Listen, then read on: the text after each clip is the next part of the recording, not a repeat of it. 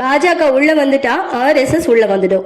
நான் தான் உங்க காவலன். சிறுபான்மையினருக்கும் நான் தான் காவலன். பெரும்பான்மையான இந்துக்கள் இங்க எப்படினாலும் போகலாம். இந்துக்களுக்கு எதிராக நாங்க என்ன செஞ்சாலும் அதை இந்துக்கள் தட்டி கேட்கவே மாட்டாங்க. ஏன்னா 90% பேர் எங்க ஆட்சியில இருக்கிறவங்க இந்துக்கள் தான். டர்ட்டி பொலிட்டிக்ஸ் வச்சு தமிழ்நாட்டை கைக்குள்ள வச்சு ஆட்சி செஞ்சுட்டு இருக்கிற அரசு தான் நம்ம அரசு. இது உண்மைதான் அப்படின்னா கமெண்ட்ஸ்ல சொல்லுங்க. தமிழக வெற்றி கழகத்துக்கு இனிமே அரசியல் பரப்புற அதிகாரத்தை கொடுக்க கூடாது. இந்த மாதிரி அவங்க தொடர்ந்து அரசியல் பரப்புற செஞ்சாங்க அப்படின்னா இந்த மாதிரி நிறைய உயிர்கள் பலியாக வாய்ப்பு இருக்கு. இதனால விஜயோட அரசியல் பரப்புரைக்கு தடை விதிக்கணும்னு வழக்கம் தொடர்ந்துருக்காங்க. விஜயோட அரசியல் பிரச்சாரம் தடைபட ஏன் நினைக்கிறாங்க அப்படிங்கறத பத்தி தான் இந்த வீடியோல நம்ம பார்க்க போறோம். வீடியோக்குள்ள போறதுக்கு முன்னாடி மறக்காம ஹரிணி டாக் சப்ஸ்கிரைப் பண்ணி வச்சுக்கோங்க.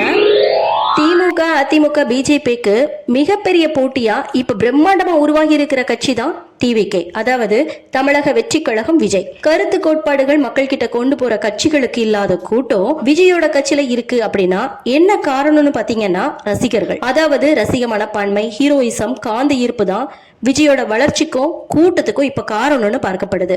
இதையும் தாண்டி அரசியல் மாற்றத்தை மக்கள் எதிர்பார்க்கறாங்க. இந்த கிரவுட் போலிங் இப்போ யாரை ரொம்ப பாதிக்குதுன்னு பாத்தீங்கன்னா ஆளுங்கட்சிகளையும் எதிர்கட்சிகளையும் தான் பாதிக்குது. இனி இந்த மாதிரி கூட்டம் TVK இருக்கவே கூடாது அப்படின்னு இவங்க எடுத்திருக்கிற ஆயுதம் தான் இந்த மாதிரியான அசம்பாவிதங்கள்.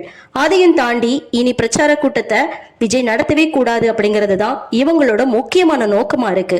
இதுவரை நடந்த 4 பிரச்சார கூட்டத்திலையும் எந்த ஒரு பிரச்சனையும் இதுவரைக்கும் நடக்கல. ஆனா இந்த கரூர் கூட்டத்துல 5 செருப்புகள் வந்து விழுந்திருக்கு. அதே நேரத்துல பயங்கர கெட்ட வார்த்தைகளும் வந்திருக்கு. இதோட முடிவு தான் 40 உயிர்களை பலி வாங்கியிருக்கு. வாண்டடாவே இங்க பிரச்சனை வரணும் அப்படிங்கிறதுக்காக ஒரு கும்பல் கெட்ட வார்த்தையோடு உள்ள வந்திருக்காங்க. இவங்க பேச பேச செருப்புகளும் எரியப்பட்டிருக்கு. இதுக்கு நடுவுல கரண்ட் ஆஃப் பண்ணப்பட்டிருக்கு. இதுக்கெல்லாம் இன்னமும் விட கிடைக்கல. ஆனா ஒண்ணு மட்டும் தெளிவா புரியுது, இனி விஜய் இல்லாம நியூஸ் சேனல் இல்ல.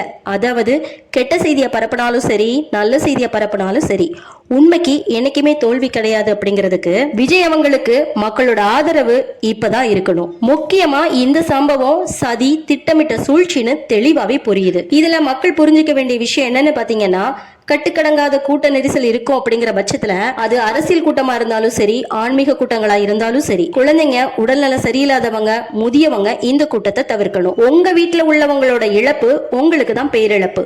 யார் ஆறுதல் சொன்னாலும் இழப்பீடுகள் தந்தாலும் போன உயிர் திரும்பி வராது. ஏன்னா இப்ப உள்ள அரசியல் பிண அரசியலை நோக்கி பயணம் பண்ணிட்டு இருக்கு. மற்ற கட்சிகள் கொடுத்த இழப்பீடு மக்களோட வரி பணம். ஆனா விஜய் கொடுக்கிற இழப்பீடு இவருடைய சொந்த உழைப்பு. சினிமாவை மிஞ்சிய சதி திட்டத்துல அரசு அதிகாரம், காவல்துறை அதிகாரங்களை வச்சுக்கிட்டு மக்களை தாக்கிட்டு இருக்கிற அரசியல்ல விஜயோட பயணம் தடைபடும்னு நினைக்கிறாங்க.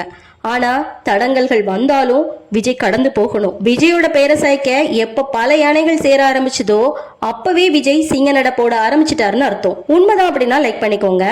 இதை பத்தின உங்களோட கருத்துக்களை கமெண்ட்ஸ்ல சொல்லுங்க. இந்த